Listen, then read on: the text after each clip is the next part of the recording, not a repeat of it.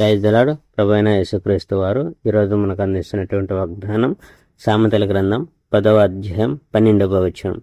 పగ కలహములను రేపును, ప్రేమ దోషములన్నిటినీ కప్పును. ఒక మంచి మనిషి మాటలు జీవితాన్ని మెరుగుపరుస్తాయి, కానీ ఒక దుర్మార్గుని మాటలు అతని అంతరంగంలో ఉన్న చెడుని చూపిస్తాయి. ద్వేషం వాదాలు పుట్టిస్తుంది, కానీ మనుషులు చేసే ప్రతి తప్పును ప్రేమ క్షమిస్తుంది.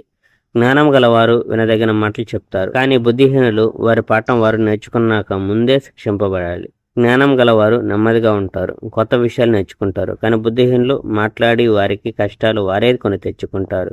ధనికుని ఐశ్వర్యం కాపాడుతుంది, మరియు పేదవాడిని పేదరికం పాడు చేస్తుంది. ఒక మనిషి మంచి చేస్తే అతనికి బహుమానం ఇవ్వబడుతుంది, అతనికి జీవం ఇవ్వబడుతుంది. దుర్మార్గత శిక్షణ మాత్రమే తెచ్చిపెడుతుంది. తన శిక్ష మూలంగా నేర్చుకున్నవాడు ఇతరులు జీవించడానికి సహాయం చేయగలుగుతాడు. అయితే నేర్చుకునేందుకు అంగీకరించిన వాడు మనుషులను తప్పు త్రోవలో మాత్రమే నడిపించగలడు.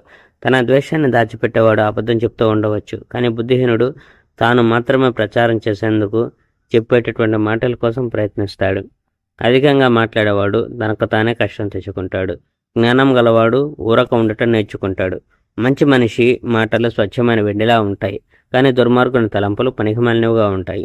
ఒక మంచి మనిషి మాటలు అనేకులకు సహాయం చేస్తాయి, కానీ బుద్ధిహీనుని మూర్ఖత్వం అతన్నే పాడు చేస్తాయి. యెహోవా దీవెన నీకు ఐశ్వర్యం ఇస్తుంది, మరియు ఆ ఐశ్వర్యం దానితో పాటు కష్టాలు తీసుకొని రాదు.